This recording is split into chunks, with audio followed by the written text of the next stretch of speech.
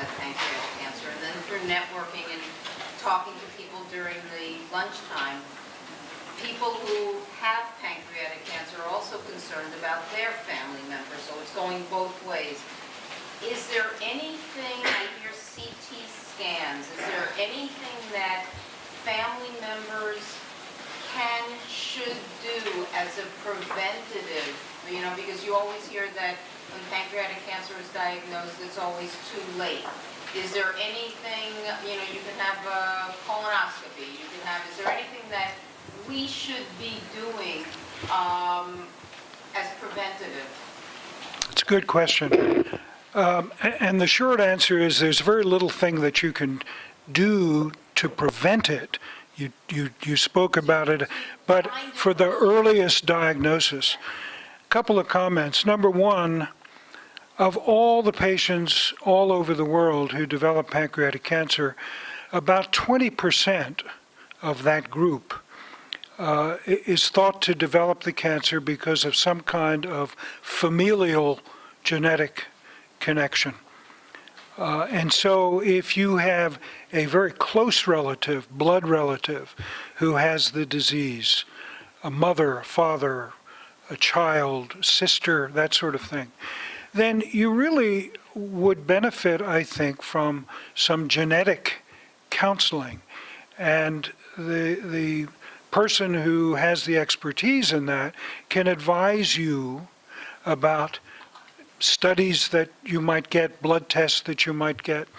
But in the end, they're really still, even in populations who are known to be at higher risk than the general population, really not very much that at this point is practical. And by practical, I mean a non-invasive study that is relatively inexpensive, that you can have, that you can feel secure is going to pick it up at an early stage. So that's clearly one of the areas which needs a lot of research work and development. So we don't have the answers yet. Tim, you want to say something about SMAD4 and its significance? Did you hear the question? Yeah, I heard the question. It's a marker that it's a molecular marker. I don't think it's been validated to be something that can be checked in the blood. It's more has been shown in tissue that if you've lost SMAD4 in your tumor, it suggests that it may be a little bit more aggressive than if it's still intact. Okay, thanks. The idea has been that if you've lost SMAD4 in the tumor, you might expect the tumor to behave maybe a little bit more aggressively, and maybe a patient who's lost SMAD4 might be treated with certain chemotherapy drugs as opposed to somebody who hasn't lost SMAD4. You're so far past that. I understand that for you it wouldn't be relevant. Thanks. I had a Creon question. 6 weeks ago? 7 weeks 7 weeks ago. ago. Yeah, we were born in January. And I'm so grateful to be here, and I related to all of the speakers, and especially Donna, like the healthiest person she knew until she got sick, so bizarre. But my question about Creon is, it's a synthetic digestive aid. Is there a natural way that you could do it instead of Creon? Do you know if anybody could speak to that? What's the question? Say it again. Is there a natural form of Creon? Oh, Creon. Creon is one of a number of kinds of pancreatic enzymes. And the only purpose of it is to help you to digest food, because either there's not enough pancreas present to produce enough of its own enzymes, or there could be other reasons as well. Is Dr. Go still here? Dr. Go probably knows more about pancreatic enzymes, certainly than anyone else in this room, perhaps almost anyone in the country. So maybe you could answer the question, Bill. The pancreatic enzyme that you are taking is actually, a lot of those are animal source. It's very difficult to synthesize the amylase for you to digest your carbohydrates, or lipase to digest your fat, or some of the protein. Prion, most of the enzyme replacement right now is a mixture of various enzymes from the pancreas that allow you to do it. The potency varies. Some of them are 5,000, 7,000, 75. That's all being calibrated, being crystallized. They are basically similar to any other pancreatic enzyme preparation that's available on the market. The key part for the pancreatic enzyme that you have been taking is really upon the dose of what you need. Sometimes you need to be titrated because it varies from individual. And the preparation, there are now preparation that purely lipase for fat. Our studies recommended it's better for you to take a mixture rather than specific enzyme. There's no synthetic product. Are there any downside? What are the downsides of it? There are hardly any downside if you are being monitored and treated properly in relation to the diet that you're taking. I don't see any downside. It's actually very helpful from that standpoint. And then it's all, you have heard from Dr. Xiaoping Li about the diet. The diet has become a very critical component as you're taking in relation to your pancreatic enzyme replacement. Any other questions? Yes. I've lost 4 family members to pancreatic cancer. I'm a 13-year survivor myself. And we have a 27-year-old son that is having some vague symptoms that really hit home because of the same symptoms I had early on. His primary care doctor has been wonderful, understanding the family history that we have with pancreatic cancer, and has done all that she can do. I feel the gastrologist, though, is not taking us seriously, mainly because of his age and because the symptoms are so vague. They say he's too young. He's 27. We've had experience, knowing that that pancreatic cancer is not just an age-related disease. We've seen many young people with it as well. My concern is I don't want to be, overly pushy and concerned, but at the same time, I think I'm still here because I got an early diagnosis because I had lost 3 family members at that time. How far can I push for the gastrologist to do more? He just did a endoscope and took some biopsies of some polyps that he found, and they all came back okay. But the symptoms are still there, and he's telling him, check back with me in 6 months. We know how fast this disease can progress, and for me, 6 months is not acceptable.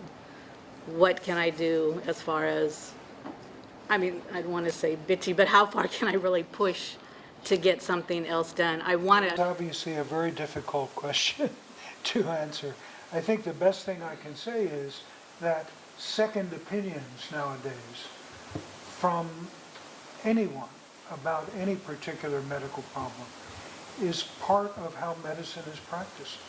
And if you have questions or concerns about whether this individual is doing what you think should be done, ask them if they would mind if you got a second opinion. And if they say no, get one. And if they say yes, get one. I have a question for each of the panelists. But before I ask it, I want to say thank you to Aggie and Lisa. They've done a fabulous job.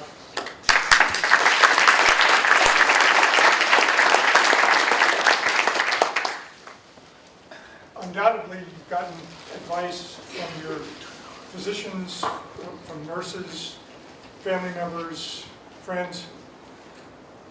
Distill that down to the one piece of advice that turned out to be the most useful. I've thought a lot about that before coming here today, the things that were useful to me, just in terms of, are you talking about how to emotionally deal with this, or? I think people have talked about diet and exercise. I personally think that's of incredible importance, and I think you need to seek professional guidance in that area. I sort of thought I knew a lot about this. And I had to seek out help with all those things because eating became a very difficult thing. I never understood when people said, "Oh, I just can't eat." I thought, what do you mean you can't eat? I can always eat. And I learned what it meant to not be able to eat. So I think that's really important. I think the Sims Mann Center, for those of you who are being treated at UCLA, take advantage of that place. It's phenomenal. I found it to be of huge help to me. Keep a journal of not only of your medical records, it gives you some sense of control over what is sometimes an uncontrollable situation. It helps you just kind of keep track of what's going on. It helps you participate in your own care. And also, I kept a journal all the time where I wrote down things that I found to be inspirational. I carry it around with me every day. I have it with me all the time. I'd see a quote and I'd write it down.